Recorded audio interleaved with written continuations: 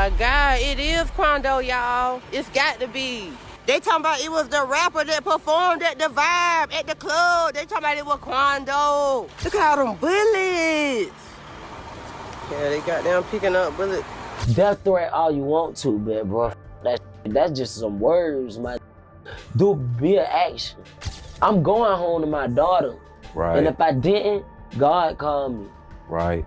But I'm going home to my daughter, bro. I'm not even the type of person to move without a firearm. The slide from one comments. I don't know if people still say it. For some reason, I just don't see them comments no more.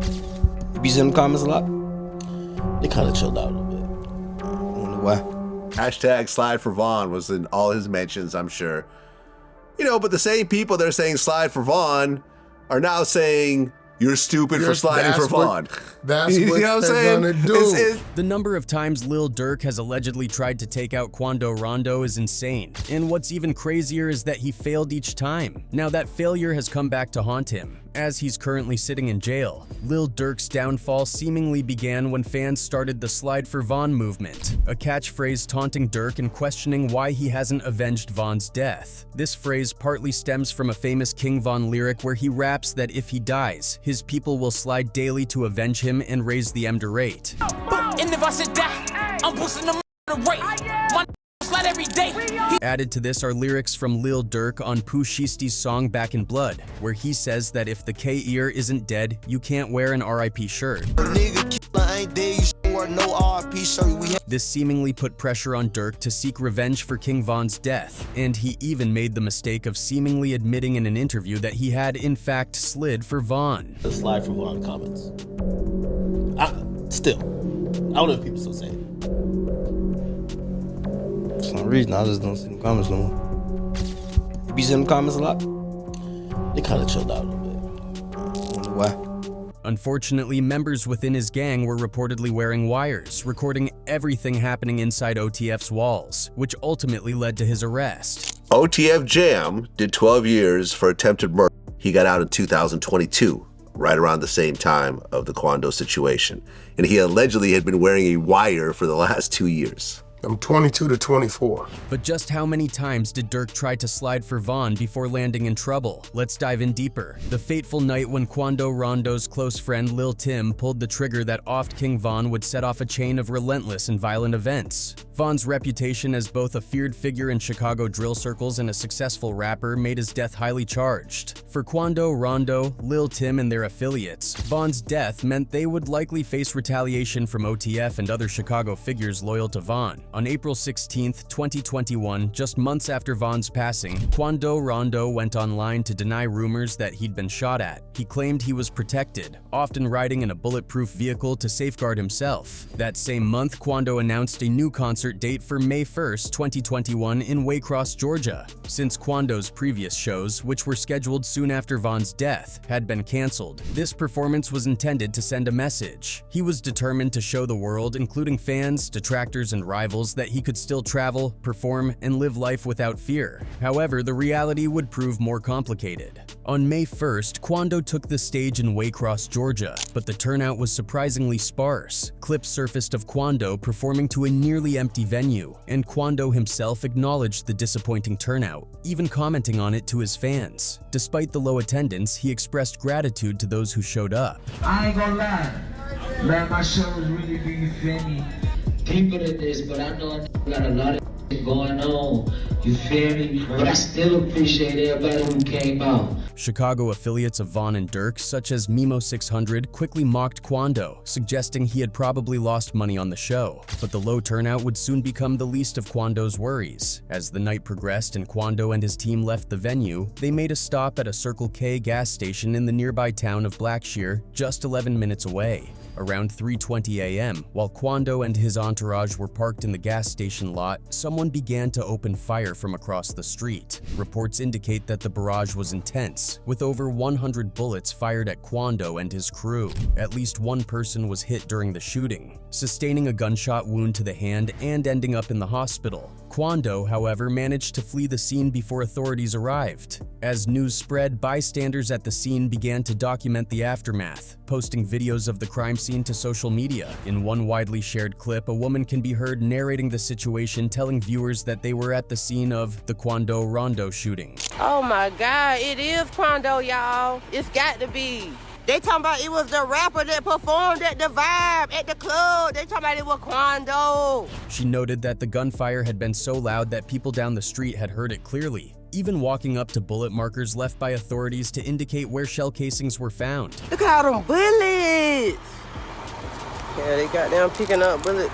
It was unclear who exactly was responsible for the shooting. Shortly after the incident, a gang from Savannah known as S8K, or the Section 8 Kids, posted a cryptic message online with a caption reading, "Get back gang." This phrase carries significant weight in Chicago's gang landscape, as it's the name associated with King Von's own group, known for its emphasis on revenge. Adding to the intrigue, the post featured audio from Lil Durk's track Hellcats and Trackhawks, in which Durk raps about catching someone lacking at a show, lyrics that eerily echoed the circumstances of the attack on Quando. Whether S8K was directly claiming responsibility for the ambush or simply celebrating what they saw as a successful strike on Durk's behalf is still unclear. However, one prominent Black Disciple member based in Georgia did appear to claim responsibility for the shooting on social media, again fueling speculation that this was an act associated with Lil Durk's camp, considering Durk's long-standing connections to the Black Disciples, a group to which Von was a high-profile affiliate. After the incident, Lil Pop dismissed the situation on social media. In a tweet, he brushed off the shooting, advising his rivals to live life to the fullest and not let one person stress them out so much. The day after the shooting, Pop doubled down by posting a picture of himself looking unfazed. In a later interview, Quando himself addressed the threats against his life, making it clear that he wasn't intimidated. He claimed that death threats didn't faze him,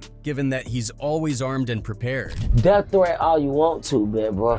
That's just some words, man. Do be an action. I'm going home to my daughter. Right. And if I didn't, God called me. Right. But I'm going home to my daughter, bro. I'm not even the type of person to move without a firearm. At the same time, rumors began circulating that Lil Tim had sustained injuries in the gas station shooting. Although these rumors remained unverified, what was clear was that Lil Tim had suffered a serious injury in the altercation with King Von months earlier. In August 2021, Tim posted a photo to Instagram that shocked fans, revealing he was now reliant on a colostomy bag due to gunshot wounds he'd sustained.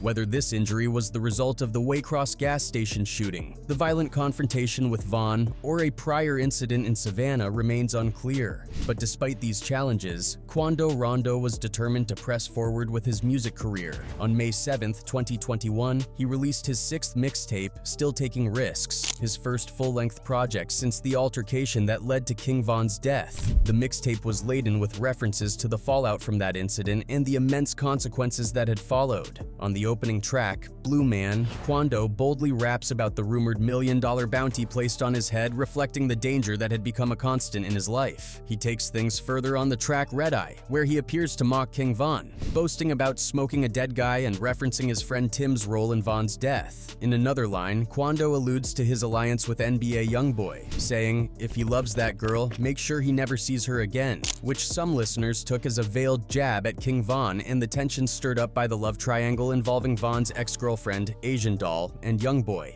Quando continued with bold jabs, appearing to insult Von's Get Back gang by saying there's no get backs, as if to taunt those loyal to Von and question their capacity for retaliation. On the same track, he goes on to claim that his shooters are willing to do hits for as little as $1,500, suggesting a ruthless commitment to eliminating his rivals one by one until he reached the top dog.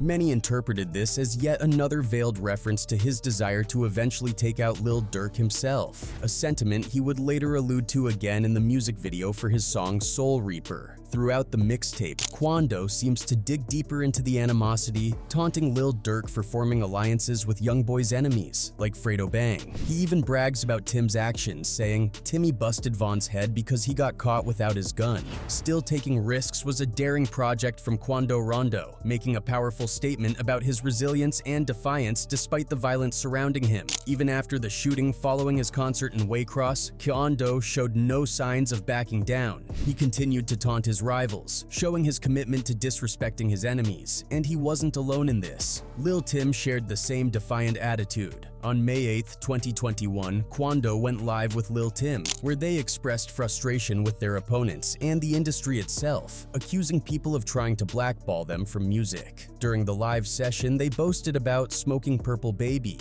and other enemies, sending a clear message that they weren't intimidated by the Chicago hitters rumored to be targeting them. You know, real Purple Babies for real, man. I'm about to start smoking motherfucking black babies around this bitch. Man, I'm pissed off, AJ. You gotta get up. No, boy, they cannot get that big straight up, ain't it, bit, bro? As time passed, speculation swirled around the rumored $1 million bounty on Quando's head. In September, a clip surfaced showing Quando strolling through Walmart alone without any security, leading people to wonder whether the bounty was real or just another rumor. You all know him as came to my job. He was by himself. Everybody is making comments saying he's supposed to be on the run. He is living life, as you can see, having fun. Despite the chatter, Quando seemed unfazed, continuing to live life as usual, publicly dismissing the threats against him. Meanwhile, Lil Durk was feeling the heat from the Slide for Von movement. Fans repeatedly pressured him to seek revenge for King Von's death, fueled by a lyric of Von's about his people avenging him. Finally, on October 8, 2021, Durk seemed to respond in the remix of Who Wants Smoke with Nardo Wick. Durk rapped that people keep taunting him to slide for Von, but implied he had already retaliated. Fans just didn't know it. They be on my page like Slap for Von, I know they trolling me. Got it back in blood, y'all just don't know that's how it supposed to be. He even hinted at people dying pumping gas, a possible nod to the shooting of Quando at the gas station earlier that year. It seemed Durk was subtly trying to quash the relentless calls for him to slide for Von by hinting he'd already done so. Then, in August 2022, it appeared Durk had allegedly taken action once again, this time resulting in the death of Quando's friend, Lil Pab.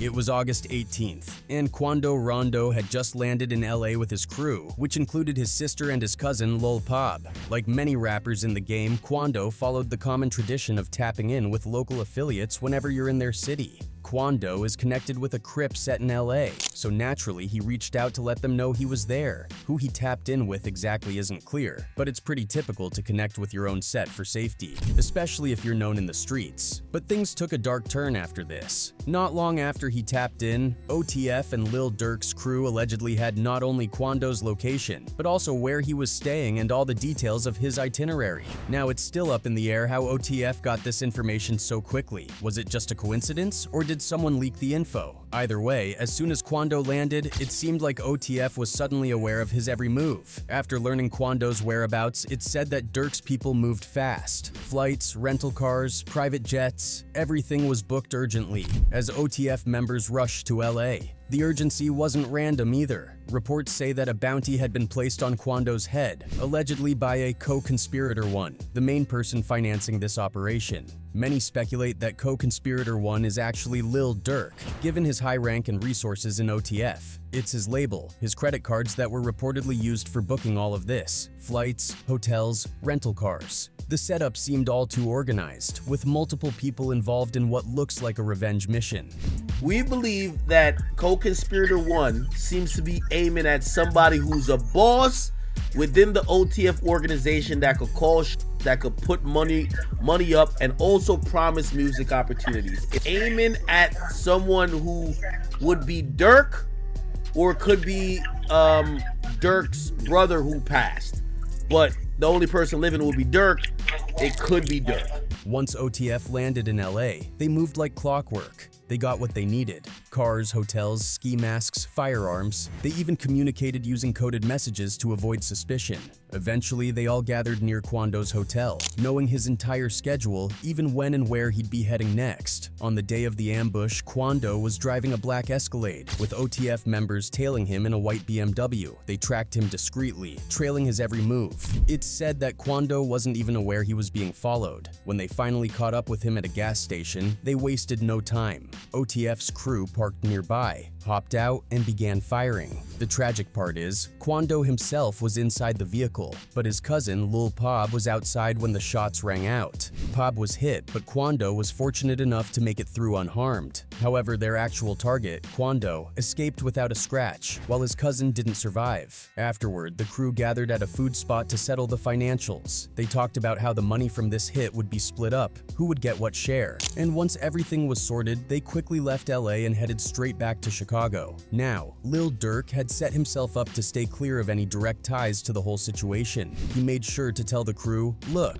even though you're using the OTF credit cards, don't book anything under my name, my family's name, or anyone remotely linked to me. Durk's intent was to be nowhere in the official paper trail, and the reason we know he specifically instructed co-conspirator 3, who many think is cooperating with the feds, is because this person was tasked with booking the private jet for OTF. Durk wanted to make it clear, don't use his name for anything, and keep him out of it as much as possible. Once the crew got back, the payments were handled by another OTF member, likely OTFD. He was the one in charge of making sure everyone involved was paid and kept quiet, so Durk wouldn't need to get involved in any direct dealings. And for a while, it looked like things were going according to plan. That is, until someone started talking. And that's where OTF Jam comes into the picture. OTF Jam, who was arrested back when he was just 17 for an attempted MDR, did 12 years in prison, only getting out in March 2022, a few months before Lil Pob's MDR. While we don't know his exact role in the situation, he was tied to OTF and had some level of involvement in the events. Now, after the MDR, everyone involved seemed to be good. They had gotten their money.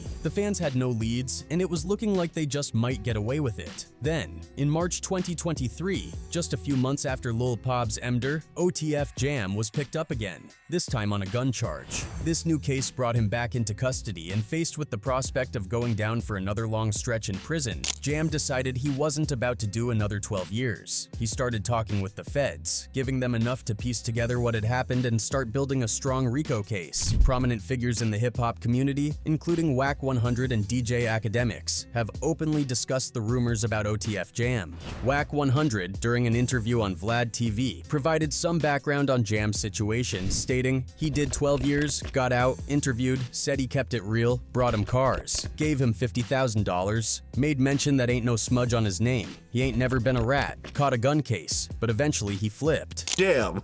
Did 12 years. 12 got years. out, interviewed, said he kept it real, brought him cars, gave him $50,000. Right. Made mention that ain't no smut on his name, he ain't never been a rat. Caught a gun case, but eventually he flipped. DJ Vlad added fuel to the conversation, agreeing with Whack and saying he had allegedly been wearing a wire for the last 2 years. OTF Jam did 12 years for attempted murder. He got out in 2022, right around the same time of the Quando situation. And he allegedly had been wearing a wire for the last 2 years. I'm 22 to 24. Additionally, Chicago rapper King Yella also shared his thoughts, saying he had heard from a source within OTF that someone had snitched on Durk, specifically naming OTF Jam. But I heard somebody named OTF Jam, they said they've been calling him a rat, and basically he said, okay, I'm a rat. Well, watch this. Watch this, then. As if to confirm this further, multiple blogs and media outlets are reporting that OTF Jam's name is actually listed in the indictment as a police informant, making these accusations appear even more credible. With Jam cooperating, the feds had all they needed. They began putting together who made the call, who was in the car, who covered the flights, and all the other details they'd been missing.